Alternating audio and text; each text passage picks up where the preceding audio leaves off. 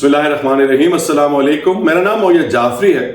اور آج کا دن انتہائی دلچسپ ہے پاکستان کی سیاست میں، کیونکہ وہ تمام اینکرز، وہ تمام تجزیہ نگار اور وہ تمام ولاگرز جو یہ بات کہہ رہے تھے کہ عمران خان نے پہلے عمر ایوب کے ذریعے اور پھر اپنی بہن کے ذریعے جو ہے وہ فوج کے آگے گھٹنے ٹیک دیے ہیں اور وہ معافی تلافی پر آ گئے ہیں، اور کچھ نے یہاں تک آج ان کی میں بڑی رسپیکٹ کرتا ہوں کہ یہ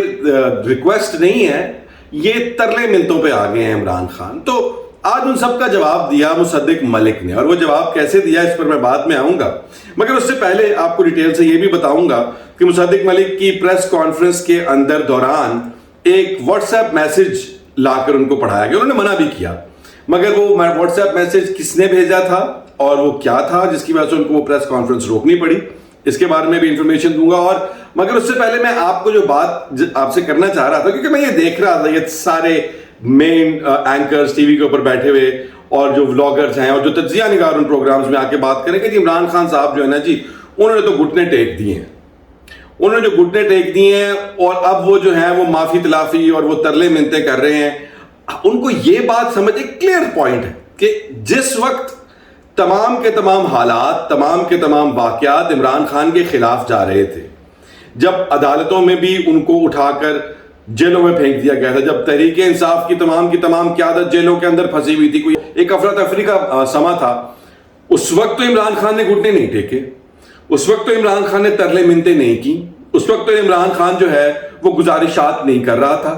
تو پھر اب ایسا کیا ہو گیا ہے کہ عمران خان کو یہ ترلے منتیں جو ان کو لگ رہا ہے وہ کر رہے ہیں؟ کیونکہ اب تو عمران خان جو ہے وہ ایک ایڈوانٹیج کی پوزیشن پر ہے۔ اب جو صورتحال ہے پاکستان تحریک انصاف کی اور عمران خان کی سیاست کی، وہ تو اس وقت سے قدرے بہتر ہے، تو اس سے بہتر حالت میں آ کر وہ گھٹنے کیوں ٹیکے گا؟ اور اگر اس نے کچھ کہا ہے تو وہ آپ کو گھٹنے ٹیکنا کیوں لگ رہا ہے؟ کیونکہ آپ کی سیاسی بصیرت، پولیٹیکل ایکیومن جو ہے اس کو انڈرسٹینڈ نہیں کر پا رہی۔ عمران خان اس وقت اور پاکستان تحریک انصاف انتہائی موضوع، اس کے مقابلے میں انتہائی موضوع سچویشن میں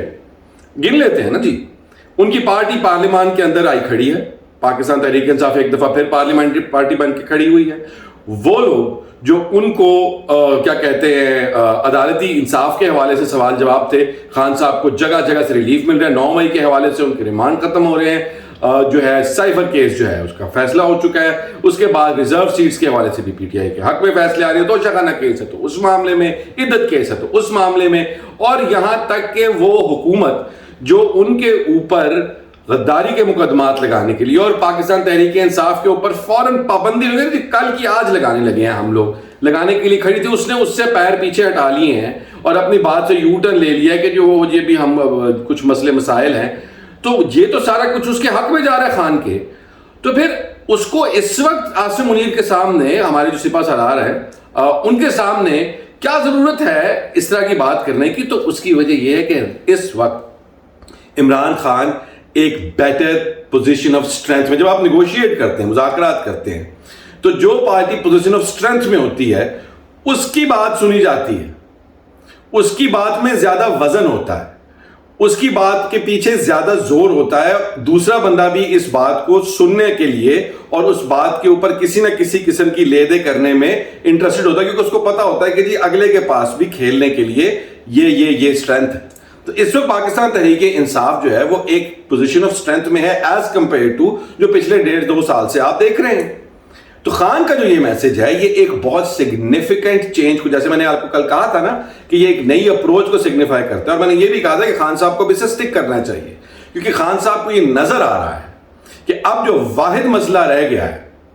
اس پاکستان کے اندر، جو سیاسی ایک انسٹیبلٹی ہے اس کو ختم کرنے کا، وہ یہ ہے کہ بیٹھ کر فوج کے ساتھ جو ہے اس معاملے پر بات کی جائے، جو غلط فہمیاں ہیں، جو قدورتیں ہیں وہ دور کی جائیں، جو کہتے ہیں کہ جی یہ بنیادی طور پہ عاصم منیر کو اور عمران خان کی آپس کی لڑائی ہے اس کو ختم کیا جائے۔ اور ان اینکرز کی ایک اور بڑی مزے کی بات ہے کہ جب عمران خان بات نہیں کرنا چاہ رہے تھے اس وقت یہ کہتے تھے کہ بھائی یہ دیکھیں نا کتنا اکھڑ آدمی ہے، یہ کتنا پراؤڈ آدمی ہے، یہ کتنا ایگوئسٹک آدمی ہے، اس کا تکبر ختم نہیں ہوتا، کسی سے بات کرنے کے لیے تیار نہیں، اس وقت یہ تنقید کرتے تھے۔ اور اب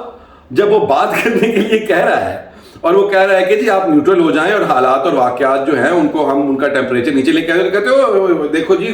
گوڈے ٹیک دیتے سو ہے لیٹ گیا ہے، لمحہ پہ گیا انہوں نے آگے۔ تو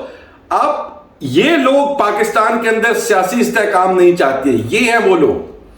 جو پاکستان کو نہ اونٹ کو اس کروٹ بیٹھنے دیتے ہیں نہ اونٹ کو اس کروٹ بیٹھنے دیتے ہیں. جب وہ کوئی نیگوسیشنز کوئی مذاکرات ہو نہیں رہے ہوتے تو اس بات پر بولتے ہیں کہ مذاکرات کیوں نہیں ہو رہے, یہ کوئی انسان نرمی کا مظاہرہ کیوں نہیں کر رہا, اکڑا ہوا کیوں ہے. اور جب وہ بات کرتا ہے تو کہتے ہیں وہ دیکھ رہے ہیں کتنا کمزور انسان ہے, کمزور ہو گیا بنیادی طور پہ. تو خدا رہا پاکستان کے اندر بات چیت کی سیاست, پاکستان کے اندر لوگوں کو ایک دوسرے کے ساتھ وائلنس, ایک دوسرے کے خلاف پولیٹیکل وکٹمائزیشن جو سیاسی ٹارگٹ بنایا جاتا ہے, اس کے بغیر دوسری طرف چلنے کے لیے ہم لوگوں کو جو جن کے پاس یہ اللہ تعالیٰ نے ہم لوگوں کو ایک رسپانسبلٹی دی, اگر ہم لوگوں کے ساتھ بات کر سکتے ہیں, وہ چاہے ٹیلی ویژن کے اوپر بیٹھا ہوا ہے, کوئی اینکر ہے, کوئی تجزیہ نگار ہے, یا میں یوٹیوب پر آپ سے بات کر رہا ہوں, تو آپ کے ساتھ ہم لوگوں کو ذمہ داری سے بات کرنی چاہیے. اور اگر گھٹنے ٹیکے ہیں تو آج حکومت نے ٹیکے ہیں. اب اس پر آتے ہیں, وہ حکومت نے گھٹنے کس طرح ٹیکے کہ آج مصدق ملک صاحب نے پریس کانفرنس کی آؤٹ آف نو ویئر. وہ پارٹی جو کہ پاکستان تحریک انصاف کے صدر کے اوپر غداری کے مقدمات چلانا چاہتی تھی, اور غداری کے مقدمے کی سزا آپ جانتے ہیں موت ہے, جو پارٹی پاکستان تحریک انصاف کے اوپر پابندی لگانا چاہتی تھی, اس کو پارلیمنٹ سے اٹھا کر باہر پھینکنا چاہتی تھی, اور اس کے جو بانی ہیں عمران خان صاحب, ان کے اوپر بھی غداری کا مقدمہ اور دہشت گردی کا مقدمہ ڈال کر, تو اس کے بعد ان کو بھی ہمیشہ کے لیے اندر کرنا چاہتی تھی, پاکستان کی سیاست سے اور مین اسٹریم سے باہر کرنا چاہتی تھی. وہ پارٹی آج پریس کانفرنس کر کے خان صاحب کو مذاکرات کی دعوت دے رہی ہے. تو بنیادی طور پہ مسلم لیگ نون جیسے کون ذہن لوگوں کو بھی سمجھ آ گئی ہے کہ خان جو بات کر رہا ہے, اگر اس کی بات عاصم منیر کی اور اس کی جو ہے وہ لائن سیدھی ہو گئی تو ہماری کوئی جگہ نہیں رہے گی, کیونکہ ہم لوگوں نے تو یہ ثابت کر دیا ہے اسٹیبلشمنٹ کو کہ جو سب کچھ وہ چاہتے تھے, یا جو سب کچھ ہماری رسپانسبلٹی سارے سیٹ اپ کے اندر, وہ تو ہم پوری کر نہیں سکے. ہمیں عدالتوں کے ساتھ معاملات سیٹ کرنے تھے, ہم لوگوں کو بنیادی طور پہ عدالتی نظام میں سے انصاف لینا تھا, میجورٹی پیدا کرنی تھی پہلے, تو ووٹ ہم نہیں لے سکے, کیسز ہم نہیں جیت سکے. تو فوج تو ظاہری بات ہے وہ خوش نہیں ہے. وہ پریس کانفرنس کا بھی آپ میرا ولاگ اگر دیکھیں تو اس کے اوپر میں نے یہی اس کا تھم نیل تھا کہ وہ جو آئی ایس پی آر کی پریس کانفرنس تھی, اس کے اندر بنیادی طور پر شہباز شریف حکومت کو دھو دیا انہوں نے, کیونکہ وہ سارے کام حکومت کرے. تو وہ حکومت آج بیٹھ کے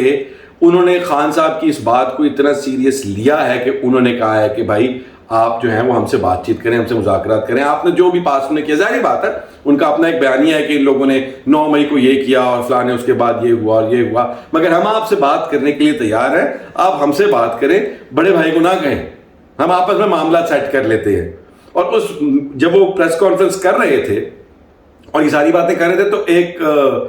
ان کو انٹرپٹ کیا ان کے یہ ایک سبارڈینیٹ نے, اور انہوں نے پہلے دور سے دیکھ رہا تھا, آنکھیں ملانے کی کوشش کر رہا تھا کہ میں کچھ آپ کو پڑھانا چاہ رہا ہوں, کوئی میسج ہے. انہوں نے اس کو اگنور کیا. ظاہری بات ہے مصدق ملک آپ پارٹیزن جس طرف سے بھی ہوں وہ مناسب آدمی ہیں اس معاملے میں, اور بات ہمیشہ سے پڑھی لکھی کرتے ہیں. انہوں نے اس کو اگنور کیا کہ میں بات کر رہا ہوں. وہ پھر سٹیج پر آ گیا, انہوں نے کہا کہ آپ نے, میں یہ کلپ آپ کو دکھاتا ہوں, یہ ذرا دیکھیے گا. بھائی پہلی بات تو یہ کیا ہوا جی, میں بات کر لوں یہ یا کوئی ضروری کوئی ایمرجنسی ہے؟ ایمرجنسی ہے جی بتائیے. اس سے کوئی فرق نہیں پڑتا مجھے.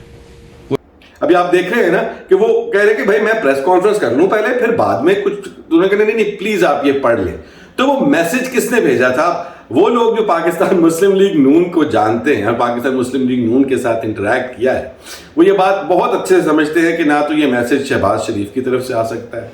نہ یہ میسج میاں محمد نواز شریف کی طرف سے آ سکتا ہے. اس طرح کی انٹروسو اور پریسنگ جو حرکت ہے یہ ایک ہی اینٹیٹی ہے جس نے کی ہے, اور ان کا نام ہے محترمہ مریم نواز شریف, جو یہ چاہتی ہیں کہ ہر چیز جس کے منہ سے جو نکلے اس کو وہ کنٹرول کریں. اور وہ narrative P M L N کا جو کہ انہوں نے کنٹرول کیا پہلے اپنے والد کے تھرو, اور اب وہ خود اس کے اوپر براجمان ہو کے, اس کا پہلے بیک اینڈ تھی اب فرنٹ اینڈ ہونا چاہتی ہے. مگر انہوں نے اس کے بعد بھی مصدق ملک نے کہا کہ اس سے کوئی فرق نہیں پڑتا. ظاہری بات ہے سینئر لیڈر ہیں پاکستان مسلم لیگ نون کے. اب آج کی پریس کانفرنس کے بعد تو یہ بات کلیئر ہو گئی